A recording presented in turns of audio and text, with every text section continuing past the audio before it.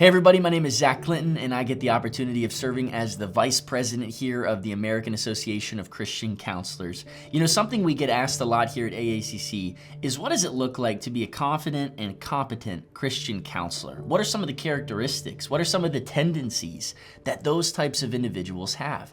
And I know we're going through a series right now of some of those characteristics, but today I want to talk about one that may not be the first that comes to mind, and it's becoming comfortable with not always asking questions. Recently, I've had the opportunity in my doctoral program at Liberty University to teach alongside of a professor at LU, and it's of a counseling 505 skills and techniques class for counselors in training, master's level students. And as we're sitting there in the room, one of the rules is that the first 8 weeks, as they practice in their triads and quads and their sessions, is that they can't ask questions. And a lot of them up front are like, what are you talking about? I can't ask a question, especially as the sessions are continuing to get longer, from 10 minutes to 15 to 25 to 30 to 45 to 50. A lot of them are like, man, that gets really, really hard. And I want to say this up front. Asking questions, open-ended questions, not closed-ended questions. Remember, closed-ended questions are the ones that produce a one-word answer. Yes, no, good, fine, bad. Those questions we kind of want to stray away from, because that's really hard and it causes us as counselors to be reaching and sometimes to begin overworking. But then there's the open-ended questions, when we can prompt something that maybe would dive into a deeper answer. Why, right? How? Different questions that promote more well thought out answers from the client. But then, as we want to talk about today, is how can we, in a sense, reflect? How can we summarize? How can we incorporate relational immediacy? All of these are what we identify as mirroring techniques. And remember, the significance in mirroring the client is being able to enhance their awareness of themselves. That's what counseling ultimately is. It's not advice giving, right? It's not just sitting across and leading the conversation and asking all of these different questions to get the answers that you're looking for. It's allowing the client to see a more accurate understanding and representation of who they really are, as if they were looking in a mirror. So these are going to be mirroring techniques. I want to give you 5 of them today. The first one is reflection of content. Many of you may be familiar with this, and you may call this paraphrasing. It's when the client is saying something and they're talking to you about maybe something that has happened in their life. Maybe it's an interaction, maybe it's a situation, but then it's being able to reflect exactly what you're hearing back to them. Not word for word, not summarizing this lengthy aspect of all the details, but paraphrasing. Maybe it's just one general thought. Maybe it's just a brief synopsis. Maybe it's just a common theme that you picked up on. Summarizing and reflecting the content.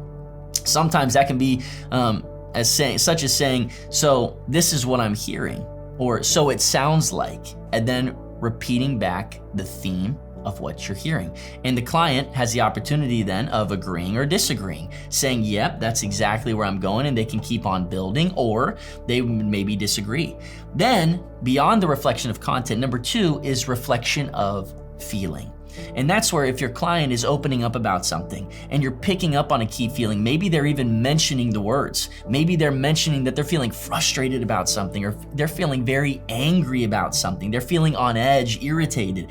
It's being able to reflect that back to them, not through asking the question, but simply saying, so what I'm hearing or what I'm picking up on is that it sounds like you're feeling angry about this particular situation. And then just stating it simply as that, and then allowing the client to expand upon that knowledge. The third one is reflection of meaning. Reflection of meaning is diving deeper into maybe the emotions that might be underlying the common feelings that are expressed or seen in a bodily sensation or in a human way.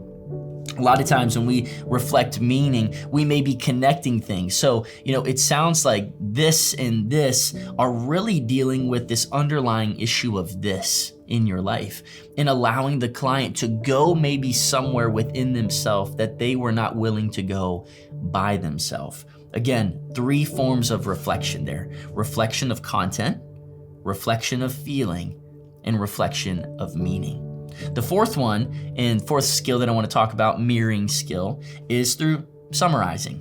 And summarizing is not question asking, but specifically can be done If a client is speaking for maybe a long duration of time, and maybe they are sharing about a specific interaction, you can tell they're passionate about it, and you don't feel like it's necessary or it would be sensitive to interject in the moment, to stop them, to pause them, to clarify the details that are maybe happening, but they're sharing a long story with you. You would maybe then summarize what you have heard by, in a sense, giving a more lengthy paraphrase where you're mentioning some more of the details, allowing the client to make sure that you are following them, that you're tracking with them. In my opinion, this exudes and this shows and displays great empathy because it shows that you are actively listening, that you are engaged with what the client is saying, and it makes them feel seen and it makes them feel heard. So you can do that maybe in the middle of a session, maybe after a long kind of monologue from the client's perspective. But then also a lot of times we summarize at the end of sessions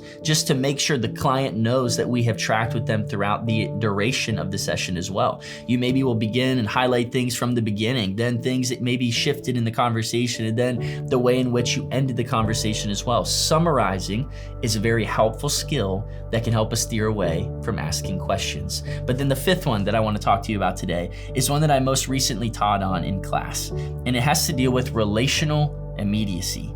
Now, immediacy it can be risky. It's when the client actually takes off their mask and allows the client to see them for who they are, as in the counselor for who he or she is.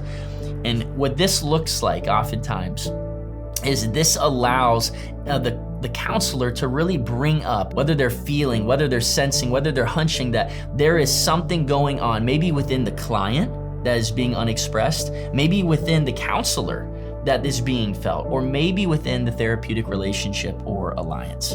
I remember years ago sitting with someone who was going through a very difficult marriage. There was a lot of heartbreak there. It seemed as if this individual was going to walk away from the marriage.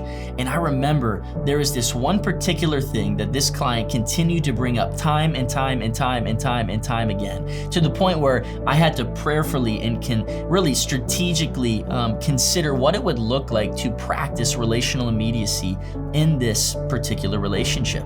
And I remember looking at the client, I felt prompted to share with him, I'm really feeling as if you are pressuring me into allowing you permission to make the decision that you are wanting to make. I'm interested if that pressuring and you kind of pushing until you get what you want is something that maybe has become a habit of yours in other relationships as well. And let me tell you, just being able to express what I was feeling or what I was sensing as the counselor in the session when it came to the therapeutic alliance and that relationship, man, oh man, it paid dividends in the end, and great work was able to be done because we were able to unpackage something, a pattern, a relational pattern and dynamic that the client maybe wasn't fully aware of within himself. Again, relational immediacy can be really, really risky, and sometimes it can even feel like a critique, but I would encourage you to recognize it's not a critique as much as it is an offering, and it's something that can be very valuable and an asset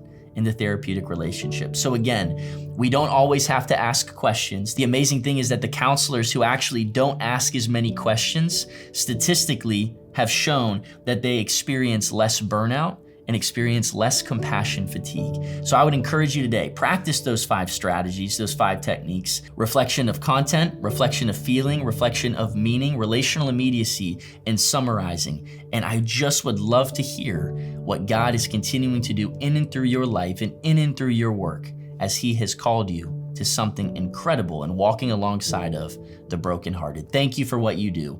Thank you for your work. Try some of these tips this week and see what it's like not asking as many questions.